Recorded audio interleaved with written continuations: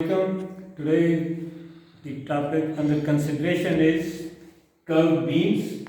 It is classically a topic belonging to the mechanical engineering, because in mechanical engineering many of the metal manufactured parts of the machines are not straight, they are in the U shape or in the curved shape and subjected to different kinds of moments and forces repeatedly. So it becomes their design and analysis becomes a really matter of interest for the mechanical engineers. But nevertheless, in civil engineering as well, we have the curved structures.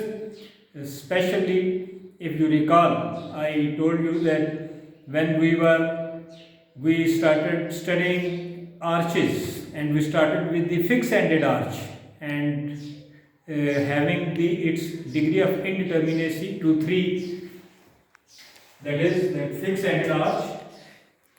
We started with this one, that it has 3 reactions over here, 3 reactions over here, and only 3 equations of equilibrium available. So its degree of indeterminacy was 3, whereas we are still at the stage to analyze the structures with degree of indeterminacy 0. So we started removing some of the reactions. Say we converted both these places, both these sports as pin sports, and hence we abolished the moment reaction over here. So the 2 reactions now over here were just 2 vertical reactions and 2 horizontal reactions. Still it was not in our domain, it was indeterminate to first degree. So from here we did not remove any of the reaction on any of the sport, because arch is meaningless without horizontal reaction. So all these reactions were necessary, hence we introduced the third pin. So that is how automatically or how technically we were driven towards, in arch analysis, towards the 3-pin arch as a first case to be analyzed in case of arches. Now let's suppose if we do not introduce this hinge and we keep it a curved beam like this, but we remove one of the support as a pin support and provide rollers over here. Now this can have vertical reaction, but this cannot have the horizontal reaction.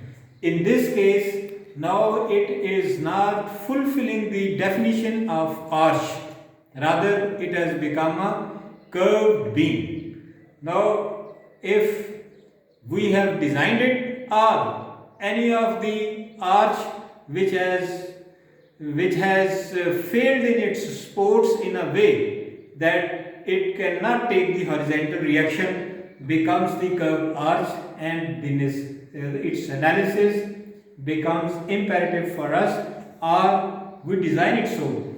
Second case where we shall be confronting with the curved beam or curved member which is taking load, are the hooks, crane hooks, that they are curved and they are being subjected to the loads, and we as an engineer have to use those cranes, and so we should be pretty clear about the stress distribution over there.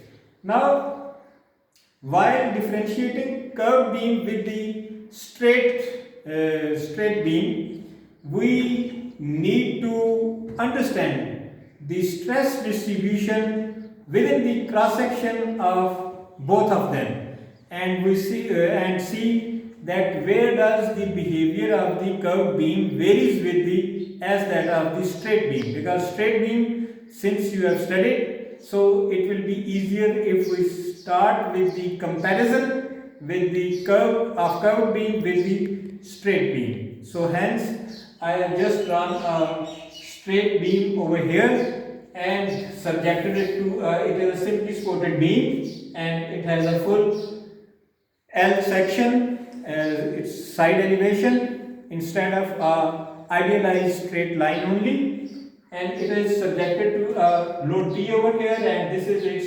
bending moment diagram. And say if at any place we are required, say if this is our cross section XX, and we are required to analyze the stress over here, as I told you earlier as well, the analysis means finding out the internal forces and then reaching to the stress, because strength of a material is judged in the market or in the commercial markets by virtue of its stresses. We have to order the materials in and categorize them by virtue of their stress capacities.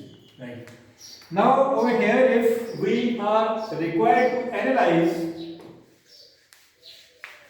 the stress distribution over here, say we take this section, and you are quite sure that the upper fibers, if this is a neutral axis,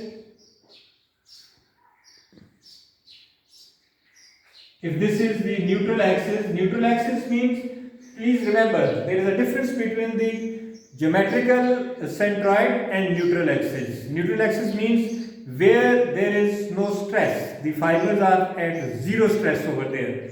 So far in monolithic, in the beams with the heterogeneous properties, we have taken that the centroidal, the geometrical centroid is the neutral axis as well. So let's suppose same thing over here and see that what is the stress distribution over here. If this is the cross section and upper fibers are, say, let's make it its enlarged cross section, and say if this is the neutral axis over here. So over here, if these are, say, being compressed, then the internal force has to be equal and opposite. So outward arrows over here and like this.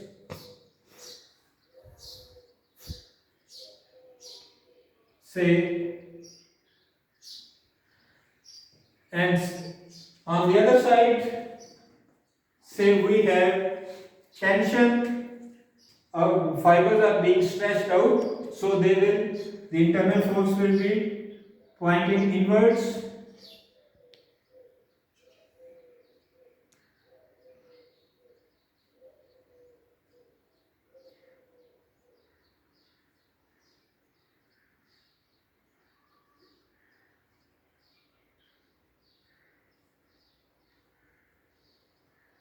Say if this is the roughly stress distribution at that section, then say if we remove one side of arrows like this and join them with a straight line,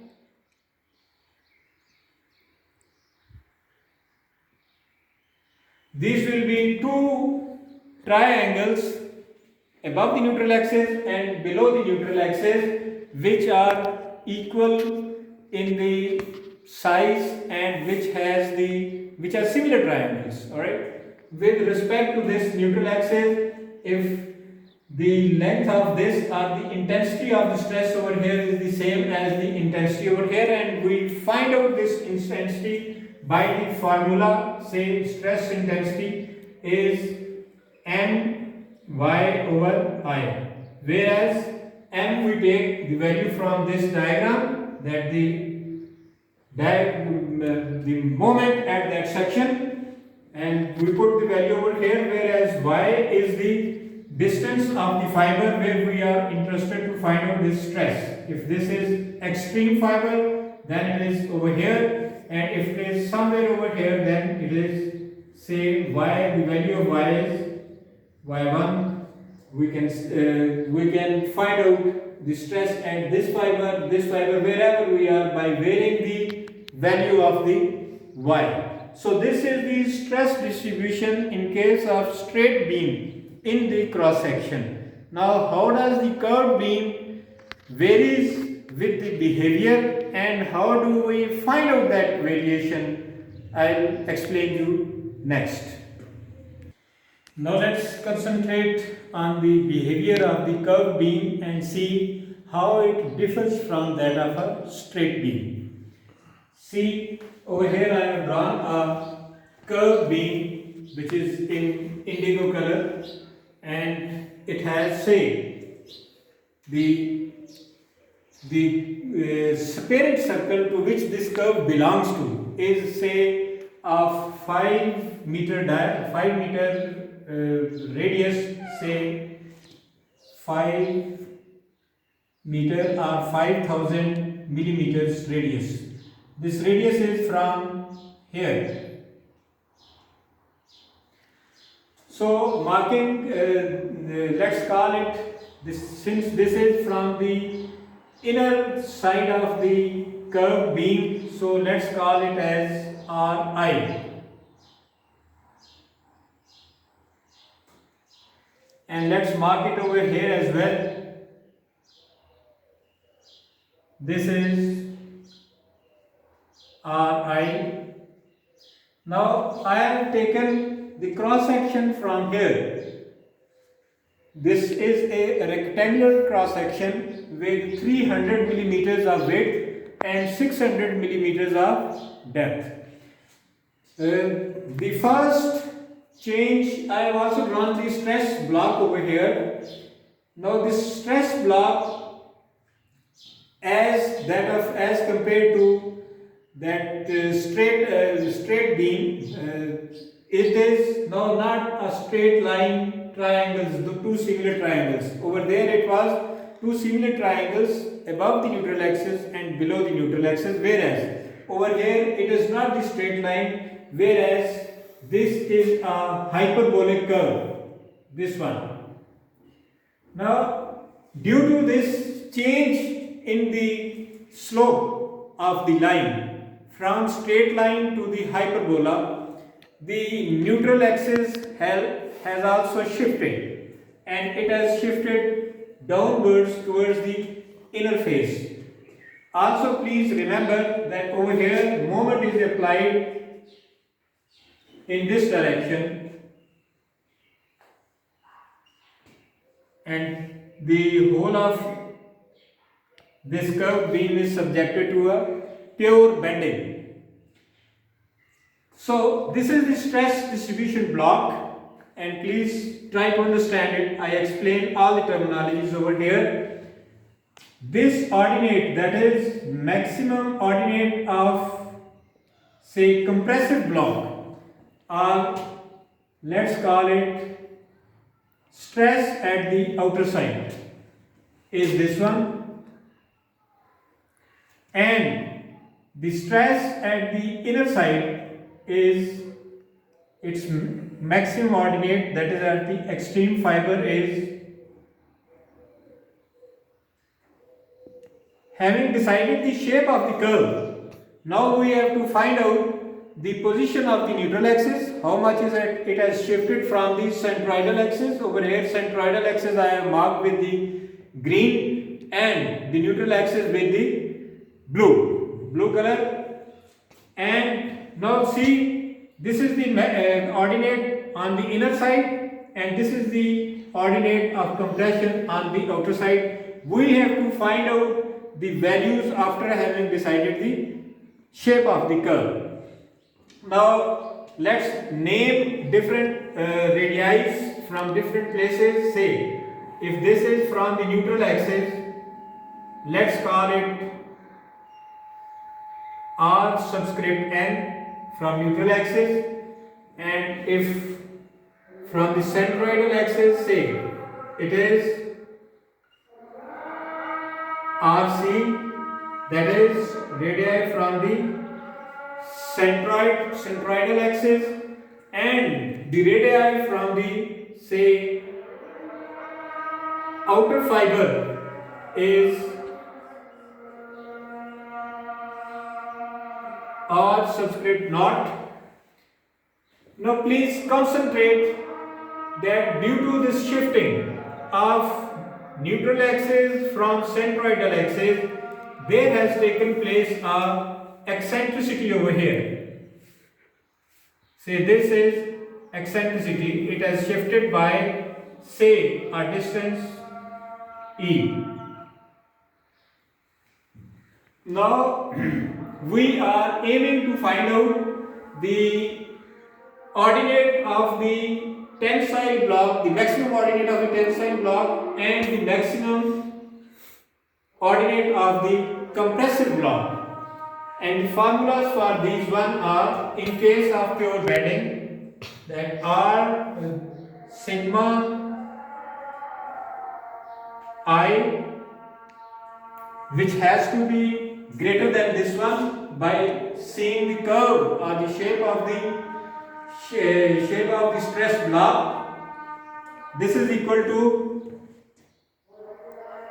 M over EA multiplied by R naught C naught over R naught. Now what is C naught? Over here,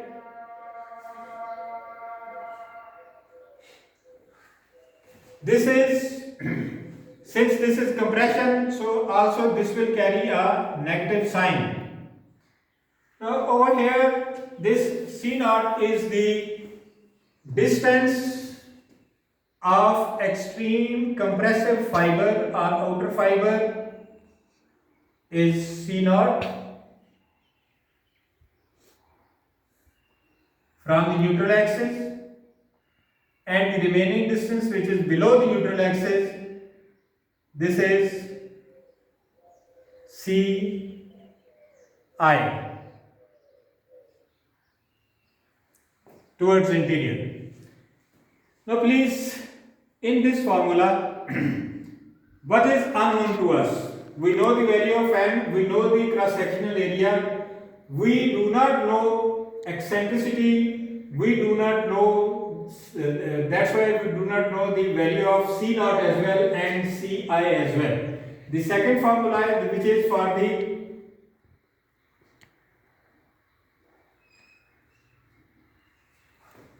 this one will be with positive sign because this is tension, and normally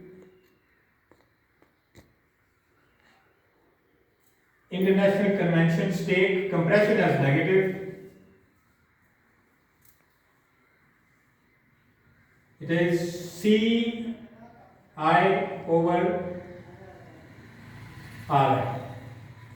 So please also remember the stress formula for the pure bending in case of straight beam. It was My over I. Over here, nowhere is I. The denominator has been replaced by the product of E eccentricity, area of cross section, and the radii of inner face to the center of the parent circle. Now let's find out this value E, because when we will find out the value E, we shall be clear about the value of Ci and C naught. Now this is something related to the geometrical shape. Geometrical shape, for different geometrical shapes there are different formulas and it involves a lot of mathematics. I give you the formula only for rectangular sections, and that formula is that this Rn, the formula for the Rn, that is radii, distance of the radii from the neutral axis to the center of the parent circle, that is Rn is equal to h divided by log natural of R outer oblique Ri. Over here, all these values are known to us. Now please, let's relate, since we have given numerical values over here, let's find out these values. Ri is 500 millimeters, already told. Rn we have to find out from there. Rc is half of the height, that is 300 millimeters plus 5000, so it is 5300 millimeters. R naught is 5000 plus 600, this will be 5000 plus 600. And now, knowing the value of, this is the value of h, we can find out Rn, and Rn from here, if you use your calculators, it shall be equal to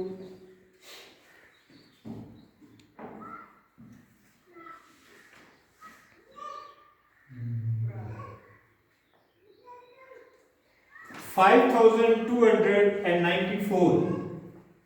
5294 millimeters, and from here it is quite clear that now we can find out value of E, and E should be equal to RC minus Rn. So E is equal to RC, that is R natural from neutral axis, no, from centroidal. RC, the value of radius from the centroidal axis minus the value of radius from the neutral axis. RC minus Rn. RC is with us 5300 and minus Rn is 5294 shall be equal to somewhere 5.52 millimeters. So knowing now this value of 5.52, that is eccentricity, we can find out the value of Ci and C naught. C naught shall be plus, it shall be Rn plus 300